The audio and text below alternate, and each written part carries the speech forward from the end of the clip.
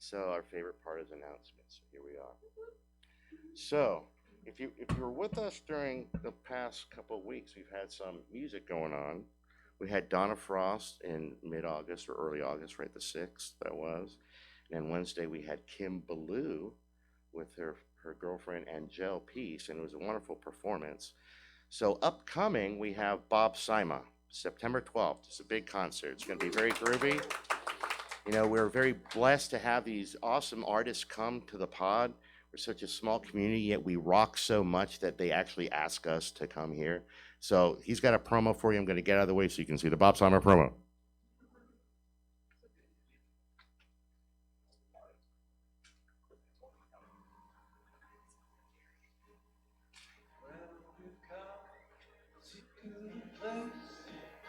Where everything is music, everything is music, everything is music. Well, we've come to the place where everything is music, everything is music. Let it play. We need a finger snap.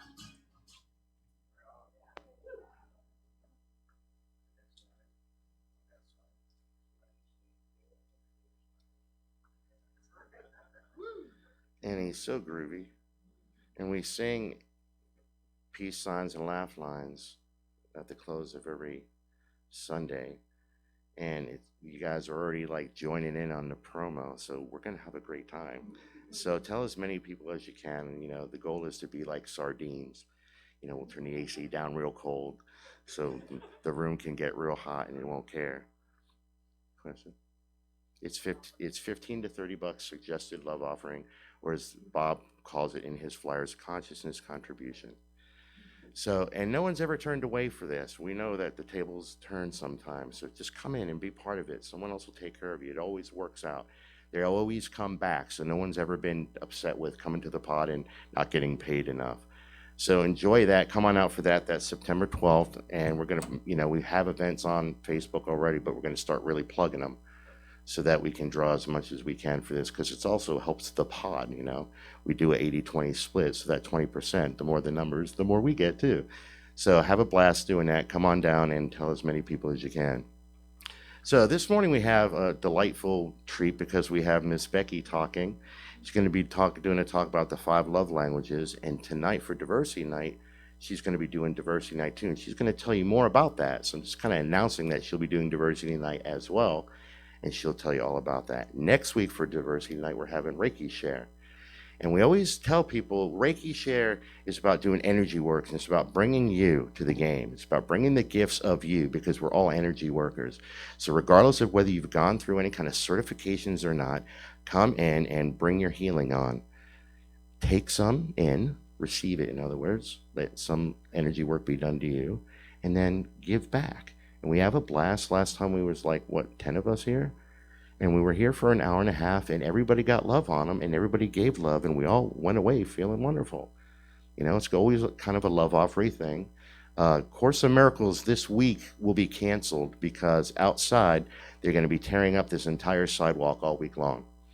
They're going to level it to where we'll never need a wheelchair ramp or anything. They're bringing the sidewalk up to the threshold of both business doors. If it's still under construction next Sunday, we're going to reroute you to just come in the back. You still have to park over on that side.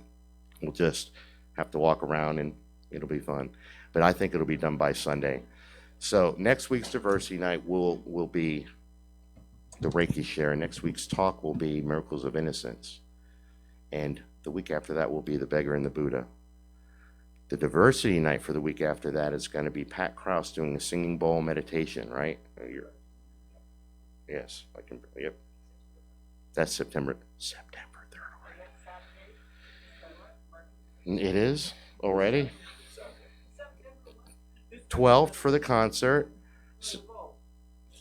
For the bowls, the 3rd. Yes. Sunday, September 3rd. Sunday night for Diversity Night. Starts at 6, 7:15. Sometimes we go a little later. Always a love offering, always you know, everybody welcome. No one ever turned away for that as well. Next Saturday is a marketing meeting. Marketing party where we come together and contribute our time and gift to help spread the word. You can either come with your phone, you can come with a laptop, or just show up, and we have a lot of fun, and we also reach out to the community and get to learn some new things. And we eat food. Food. Yeah. There's food. It's always snacks. Whatever we do, we always bring snacks. And I'm still keeping it. Posted on any websites that we have, like schedules of the university nights. Yeah. They're on the. Yeah, it's been sending out pod alerts. On the It's been Facebook, it's on our Facebook page. yeah, we've created events. We've Yeah, done There's the. like two And it's on. Facebook Yeah. pages for Yes, this. that's a little confusing. Okay, one of them I'm going to put a header up there that says "Do not look here," or something like that. That's helpful.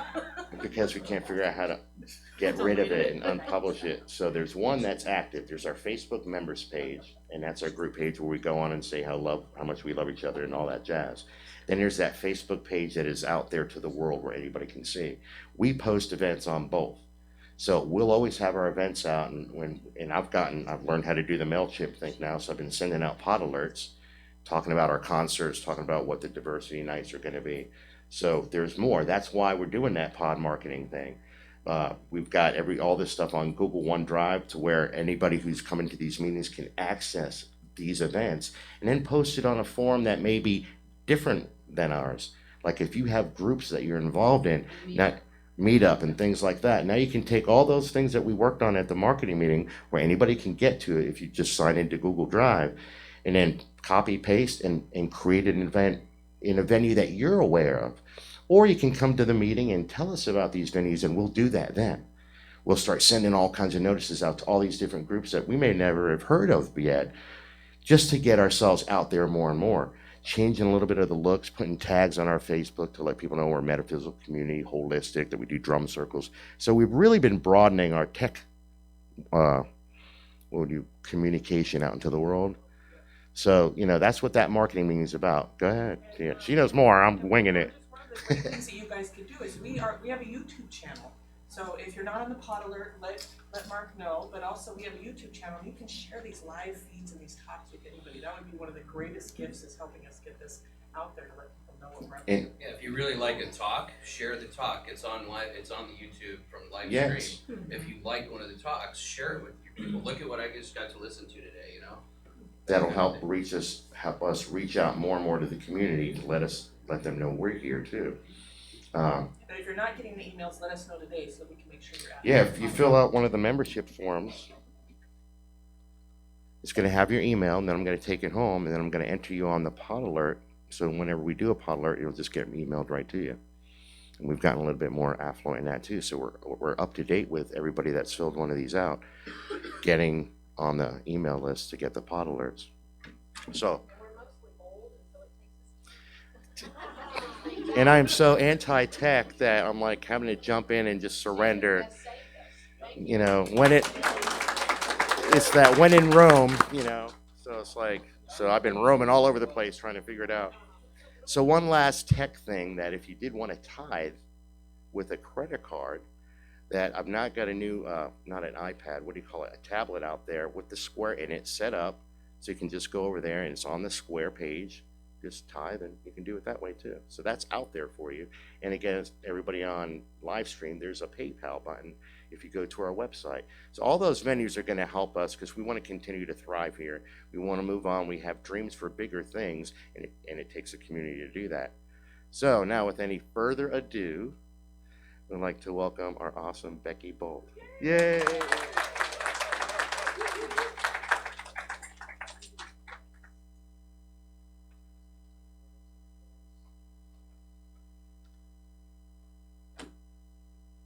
I've been really busy the last little while. Wasn't here for 2 Sundays in a row. Been in Fort Worth, Lubbock. Have you ever been to Lubbock? Woo. Yeehaw, exactly. And I was in Phoenix. They kept saying, "Oh, don't worry, it's a dry heat." It is still hot. I'm sorry, like 107 on. Yeah, I don't do well with that. But when I agreed to give this talk, I thought, oh, I'll have plenty of time, because the reason I went to Phoenix was to watch my 10-week-old granddaughter, which was awesome. But I thought, oh, she'll sleep a lot, right? What do babies do? They sleep and eat. You feed them, they go back to sleep, change their diaper. Not so much. Yeah. So I'm not doing PowerPoint. You know, I usually do PowerPoint. And I usually talk about things that have to do with my other self, one of my other selves, and that's nature stuff. I'm a wildlife ecologist on the Space Center, and I usually talk about on Earth Day, and I talk about animals, and I talk about things like that. But I had I got this book from somebody at my work, which is weird because people at my work don't usually talk about things like this, right? But she came up to me and she said, I read this book, and my husband and I did this book, and I think that you and Scott would enjoy it. She said, I think you would like it. And I had no idea, so she loaned me hers, and I read it, and I immediately turned around and went to Amazon and bought it. You can get it for $10, all right? It's called The 5 Love Languages, The Secret to Love That Lasts by Dr. Gary Chapman. I Googled him, and he's a pretty impressive guy. He's gone to lots of schools. He has a doctorate in divinity. He's a psychologist. His main job is, before he wrote this book, was as a counselor. But he hit the gold mine with this thing because it's so simple and it's so straightforward that everybody loved it. It was first published in 1992. It has sold 10 million copies, now 10 million and one, and 50 languages. 50 languages. I didn't even know there were 50 languages. Man. And so it's all over the world, and people use this. Now, as a qualifier, Dr. Chapman and his doctorate in divinity is his idea. He wrote this book for men and women that are married and have that kind of relationship. Now, he's a marriage counselor. And so I read it. There's lots of, some places where there's scriptures quoted and things like that, which I'm okay with that. But I thought, this really could be applicable to a lot more people.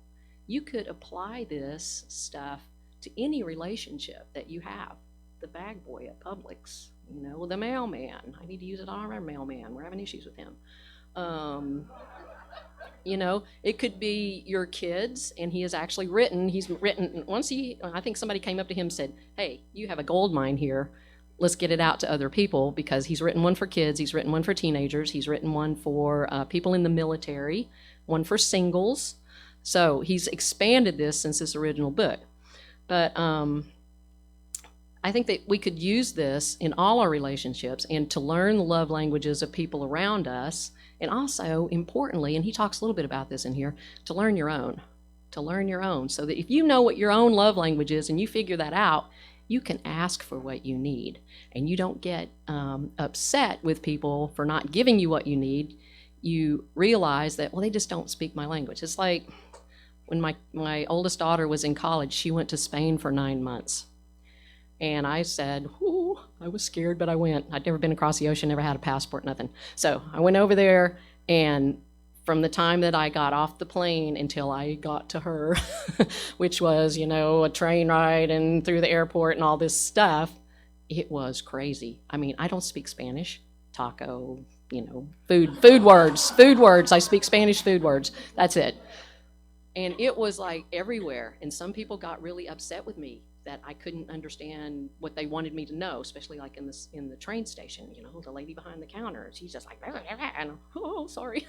But that's sort of what we're dealing with when we are talking to somebody and we don't speak their language. We don't speak their love language, or they don't speak ours. And nobody's right, nobody's wrong. One language isn't better than another one.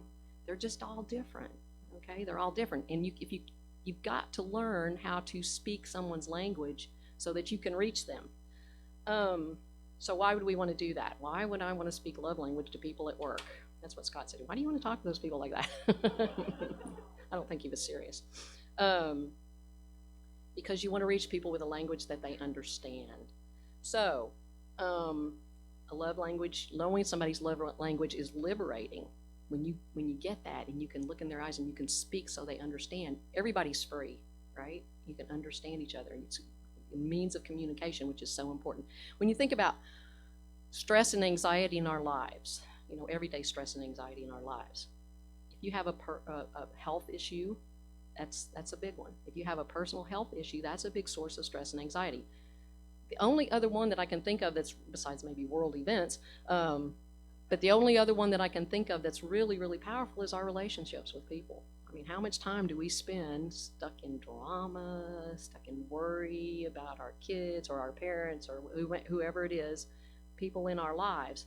So when we can do this and we can get to that place of love with these people, then things are going to improve. All right, so without further ado, there are 5 basic love languages. This is my PowerPoint.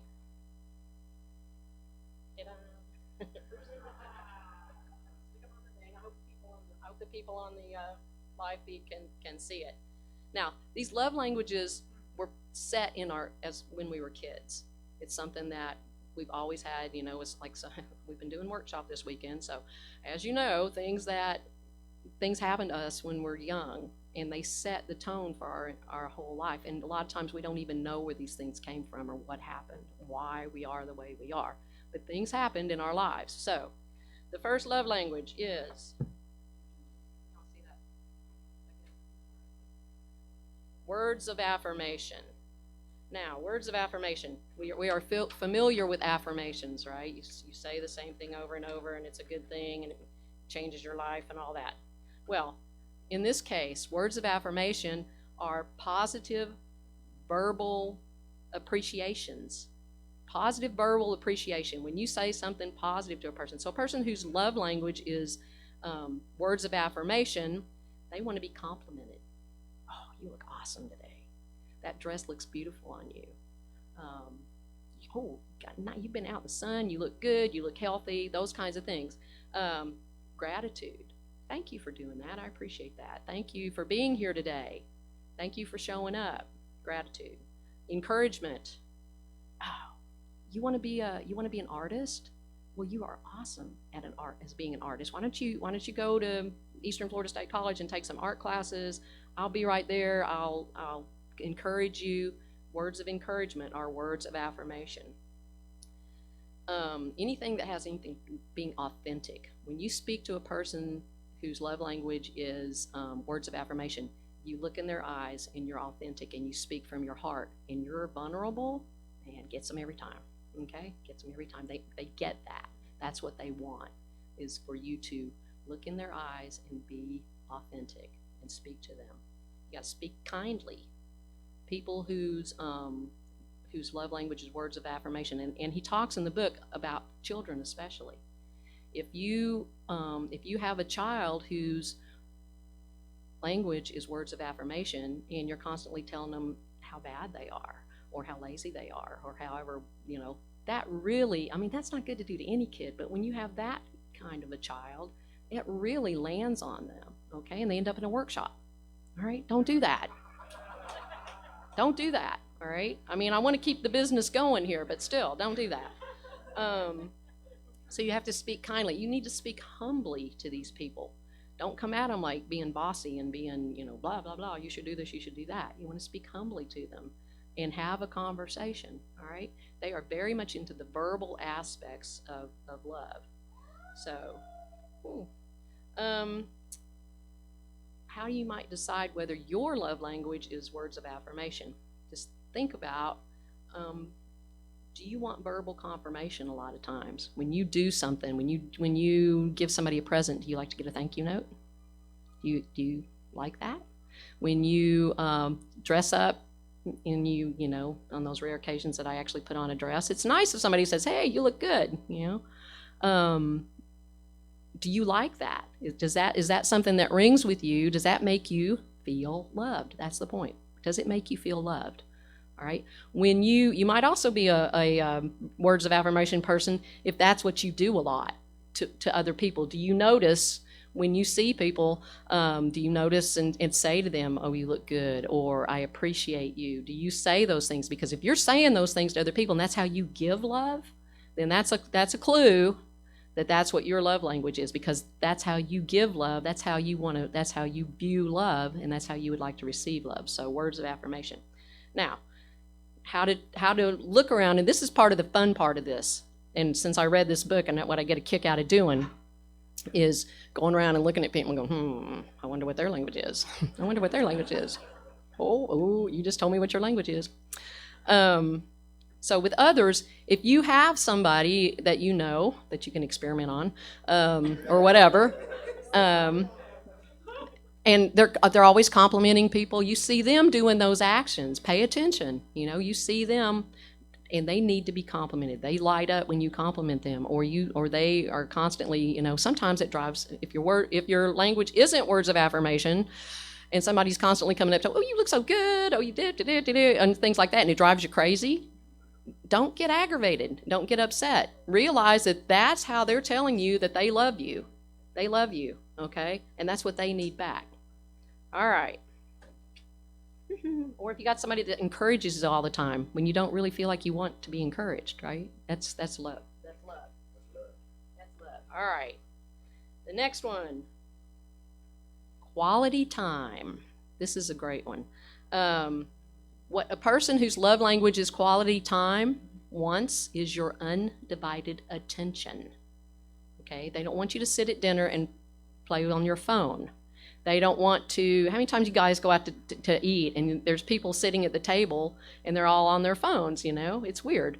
I was in the airport a bunch this past 10 days. And I was just looking there. I'm sitting there looking at the people. I was on my phone off and on, but my battery was dying. And I was looking, and I was sitting around, and there was 8 people. 7 of them were on their phones, and one lady was reading a book. I thought, ooh, times have really changed. What people that want quality time is they want your undivided attention. And here's why. Because what are our lives? Our lives are time, right? Our lives are time. And if you give somebody time, you're giving them your life. You are giving them your life. And what more expression of love can you possibly give somebody than to give them your life, right?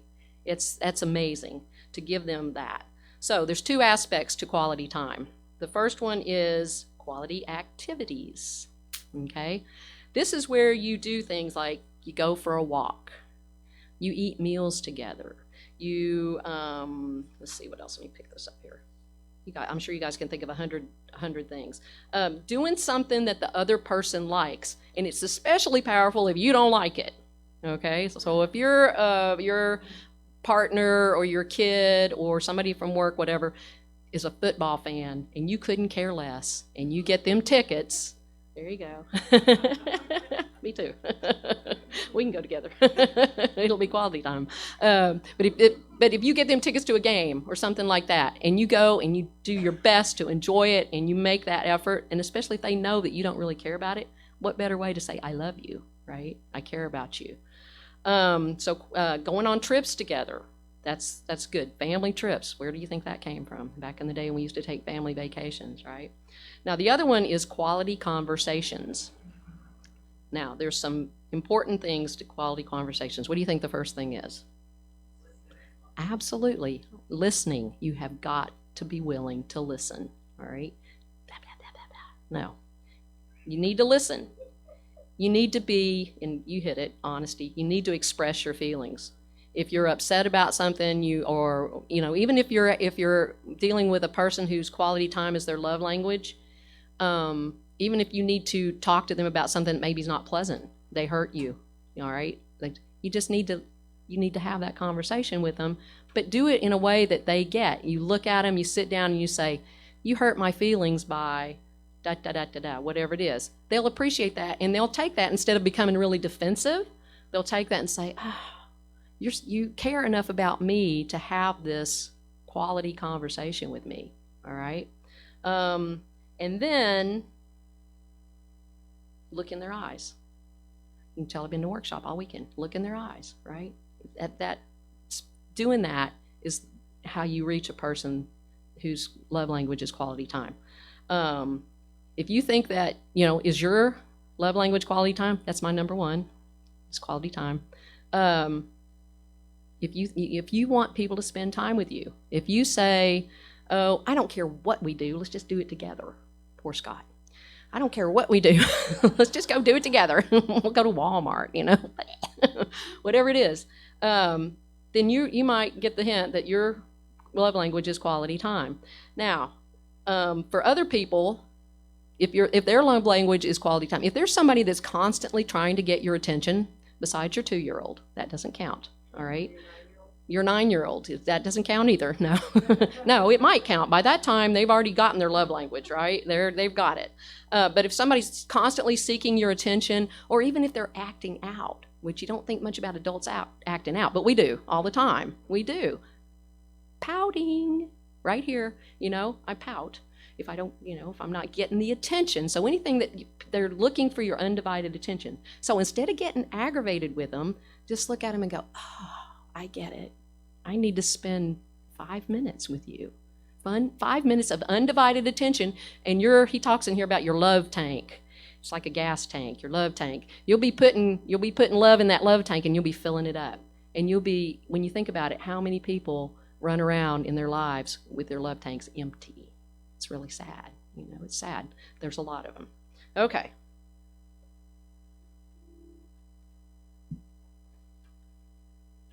Receiving gifts. Now, when I first started reading this one, I thought, how materialistic is that? Not. But when you think about it, receiving gifts is really an important part of our culture. It's a visual symbol of love, right? A visual symbol of love. You think about things like wedding rings, a visual symbol of love. Some people aren't so much in the verbal or in the attention. They want that visual symbol, okay? Wedding rings, the Native American giveaway ceremonies where you give each other something, and it has to come from your heart. And when you do something in a giveaway ceremony, the rule is you pick something to give away that it hurts a little bit. It hurts a little bit. It's just like, okay, I'll do it. All right. Or else if you're just giving it away and you don't care, what good is it, right? So birthday presents, Christmas presents, all that stuff are visual symbols of our love for somebody. And that's what some people really identify with. It symbolizes that you thought about them. And you go out and you get a present for somebody, and you take your time and you get something, and that you thought about them and that you care about them. And what does that equal? You think about them, you care about them, you love them, right? You love them. You're showing them your love. So think about if your house is burning down. Isn't that lovely? Think about your house is burning down. What are you going to grab? I'm not going to go grab my birth certificate or something smart like that. No, I'm going to go in my bedroom in my jewelry box and grab the rings that my mom gave me. Right? Those visual symbols of love. So this one is a little bit more. It's different than what I thought when I first read about it, and I found that I am a little bit more attached to that than I thought that I would be. Financial value doesn't matter. It doesn't matter if the gift is from the heart. It doesn't matter if it costs a lot of money or not. Sometimes it's better if it doesn't. He talks about how a kid goes and picks a flower for his mom, oh God, right? Or somebody gives you a feather. I'm a big feather fan. Somebody finds a feather, and, oh, this is beautiful, and I brought it for you. Oh, awesome. So it's another thing that you can give, or that people that identify with this really love, is when you give of yourself. The gift of self. And that's just being there when they really need you. Times of crisis, things like that. When you give yourself, then that's a person whose love language is receiving gifts. That's really important to them. I don't know what's going on, but your iPad has a white box in the middle of it.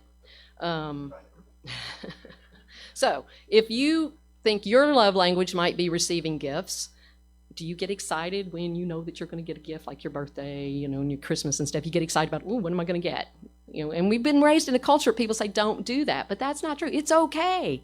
That's how you receive love. That's how you give love. So, and if you, and you give gifts to people, and if their reaction to your gift is not what you expected, they go, oh, that's nice, thanks. You're like, ah, really? I put a lot of time and thought into this. What's up? You lost it already? Then that might be a hint that your language is receiving gifts. Now, other people, do y'all know those people? These people drive me nuts. They shop all year for Christmas. I'm so jealous when they do that, right? They think about, they listen to you, they pay attention to everyone on their gift list, and they say, oh, she just said she really liked that shirt. Goes right back there and buys that shirt and stashes it and hides it for Christmas. God, Doesn't that drive you crazy when on December 18th you're out there killing yourself? Yeah. They enjoy wrapping the presents. They enjoy the presentation of the presents. That's a hint that that person's love language is receiving gifts. Okay? Acts of service. Acts of service. Doing. This is the doing one. I'm doing some. We got verbal, we got attention, we got getting things. This is the doing one. These people enjoy doing for you. All right, they want to go out and they want to wash your car, mow your lawn, clean your house. Come to mine. The motto of this one is actions speak louder than words.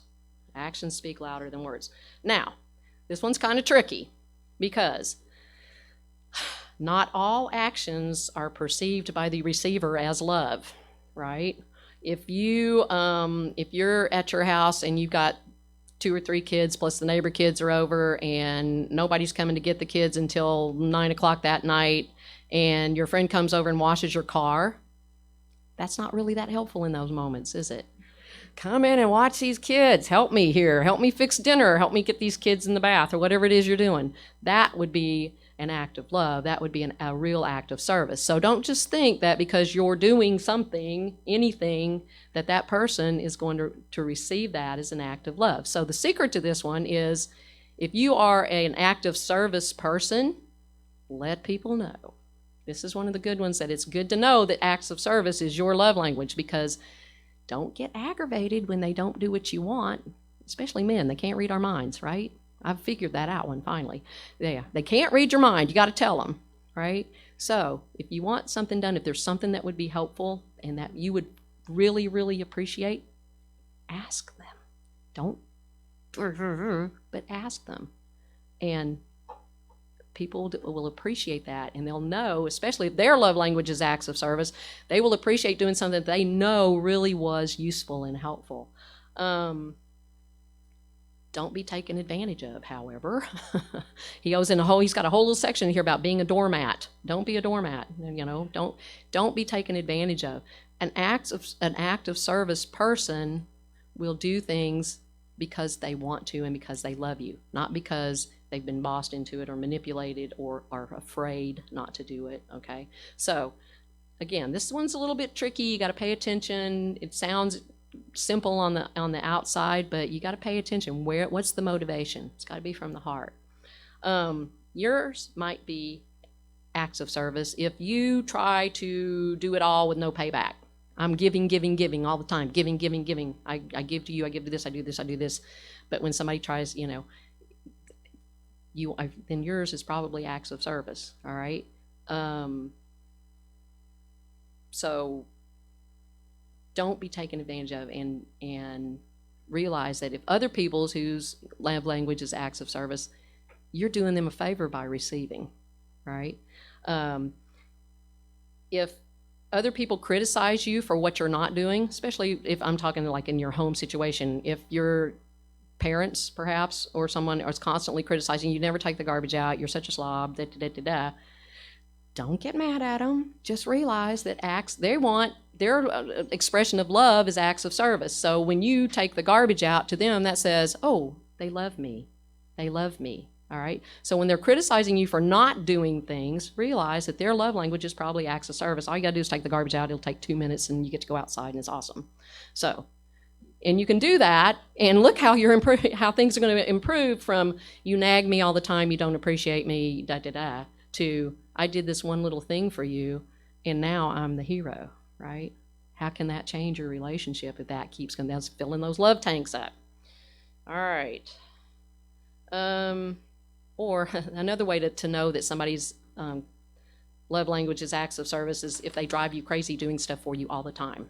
Whether you ask them for it or not, they're just constantly doing stuff for you all the time, doing stuff. And we know people like that, and it's almost gets to be a needy thing, and it can drive you nuts. Again, just realize that's their love language. They're not doing it to drive you crazy. They're doing it because they want you to love them back. Do something for them. They'll so get it, and they'll so be filled up that they'll quit having to constantly be doing for you. Right? All right. The last one. Physical touch. Now, I was not going to go there, but all right, there are so many levels of physical touch, right? Handshake, that's one of the things that we always do. People we don't even know, we shake hands, right? High fives, fist bumps, all that stuff. Pats on your back. We even think, give you a pat on the back, pats on the head, right? Hugging and kissing, sex, I know. It's all physical touch. Now, touching is a very personal thing. It's a very personal thing. You're violating someone's space, and maybe not violating, at least invading, space invaders. Okay, their space. So again, you need to be careful with this one. If you are a physical touch person, and we've seen this happen here at the pod before, somebody new walks in, and the first thing we all do is, hi, and they're like, wah, wah, back, right? You got to be cognizant of that, because if you're not a physical touch person, and there's lots of reasons for that. Like I said, these come up in childhood. We learn these when we're kids, and if you had an abusive situation or something like that, you don't want people touching you. Okay, you're not a physical touch person. There's lots of physical touch people out there in the world. So, but you got to be careful. Don't just assume that everybody is like you are. You can say that with any of these. I got an example. She's not here, so I'm going to use it. My kid, her husband. I'm going to use both my kids as examples. They'll be sitting around, and she is not a physical touch person. I'm not sure what she is, but I'm going to find out.